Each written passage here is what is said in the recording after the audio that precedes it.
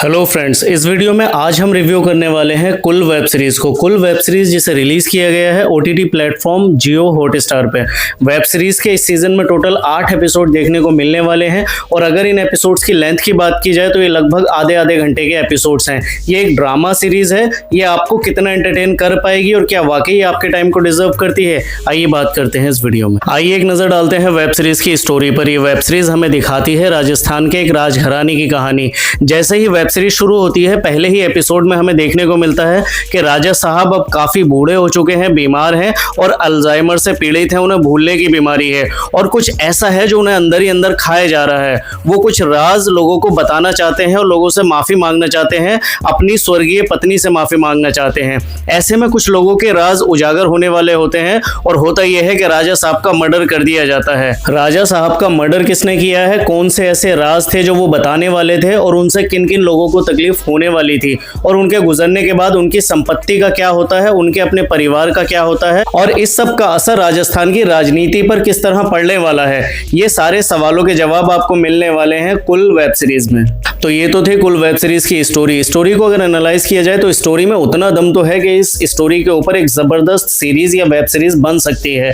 हालांकि कुल web series में काफी सारे इश्यूज हैं। वेब सीरीज जब स्टार्ट होती है तो इसका एक अलग ही ताना बाना बुना जाता है जो कि राजा साहब की मौत के इर्द गिर्द रहता है और सीरीज स्टार्टिंग से he who done it kind of theory पर बेस्ड नजर आती है। मतलब राजा साहब का मर्डर किसने किया है, इसी में 4 एपिसोड गुजर जाते हैं। हालांकि चौथे एपिसोड में ये रिवील कर दिया जाता है कि मर्डर किसने किया है और क्यों किया है। उसके बाद एक अलग फैमिली ड्रामा शुरू हो जाता है और एक अलग पॉलिटिकल ड्रामा भी शुरू हो जाता है। मतलब कि मेकर्स अपने आप में कंफ्यूज थे कि who done it kind of theory उन्हें दिखानी है, एक फैमिली ड्रामा दिखाना है या एक पॉलिटिकल ड्रामा दिखाना है। और इस सब के बीच में मेकर्स काफी कंफ्यूज से नजर आते हैं और एक अजीब से खिचड़ी पका के रख देते हैं इन द फॉर्म ऑफ कुल वेब सीरीज। वेब सीरीज का स्टोरी बिल्डअप या फिर कैरेक्टर वर्क भी उतना ज्यादा इंप्रेसिव नहीं है। कैरेक्टर वर्क काफी ज्यादा वीक है और ऑडियंस किसी भी कैरेक्टर से कनेक्ट हो ही नहीं पाएंगे। हालांकि फर्स्ट एपिसोड में ही बहुत सारे कैरेक्टर्स इंट्रोड्यूस करा दिए जाते हैं और अजीब सा माहौल बन जाता है। ना तो ऑडियंस किसी कैरेक्टर से जुड़ पाएंगे और ना ही ऑडियंस का कहानी में कोई इंटरेस्ट बन पाता है। वेब सीरीज के अगर पेस की बात की जाए तो पेस में कोई इशू नहीं है। वेब सीरीज एक अच्छे पेस पे रन होती है। अगर वेब सीरीज के क्लाइमैक्स की बात की जाए तो क्लाइमैक्स बेहतर है,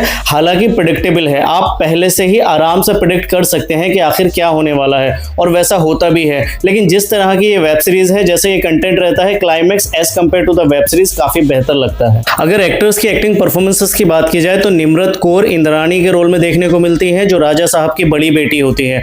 उन्होंने बहुत अच्छा काम किया है, उनकी एक्टिंग जबरदस्त रही है, वो अच्छी लगती है। अमोल पराशर राजा साहब के बेटे अभिमन्यु के रोल में दिखाई देते हैं। उनका कैरेक्टर काफी वीक था और काफी कंफ्यूज टाइप ऑफ कैरेक्टर था, लेकिन उनकी परफॉर्मेंस अच्छी रही है, उन्होंने अच्छी एक्टिंग की है। रिद्धि डोगरा ने राजा साहब की छोटी बेटी काव्या का रोल प्ले किया है, उन्होंने अच्छा काम किया है। और इनके अलावा बाकी एक्टर्स ने भी अपने अपने रोल को ठीक ठाक तरीके से निभाया है, वहां कोई इशू नहीं है। वेब सीरीज का बैकग्राउंड म्यूजिक डिसेंट सा है और अगर डायलॉग्स की बात की जाए तो डायलॉग्स काफी वीक हैं। ये वेब सीरीज राजस्थानी राजघराने को दिखाती है जिसमें राजस्थानी एक्सेंट तो बिल्कुल नजर ही नहीं आता है और वैसे भी डायलॉग्स कुछ प्रभाव नहीं छोड़ते हैं ऑडियंस पर। Now coming to the final conclusion, web series को लेकर मेरी क्या रेटिंग या रिकमेंडेशन होने वाली है। तो मैं कहूंगा कि वेब सीरीज में इश्यूज तो बहुत सारे हैं लेकिन पॉजिटिव्स बहुत कम है। ये उस तरह की वेब सीरीज है जो सिर्फ और सिर्फ टाइम पास के पर्पज से देखी जा सकती है। ये तब देख सकते हैं जब आपके पास देखने को कुछ ज्यादा नहीं है। वेब सीरीज आपको कोई खास एंटरटेनमेंट वैल्यू ऑफर करती हुई नजर नहीं आती है। वेब सीरीज के लिए मेरी रेटिंग होने वाली है 2.5 आउट ऑफ 5। ये था मेरा रिव्यू कुल वेब सीरीज को लेकर। रिव्यू आपको कैसा लगा आप कमेंट करके बता सकते हैं, या अगर आप ऑलरेडी ये सीरीज देख चुके हैं तो ये सीरीज आपको कैसी लगी आप कमेंट करके बता सकते हैं। मिलता हूं आपसे अपने अगले रिव्यू में, तब तक अपना ख्याल रखें, बाय।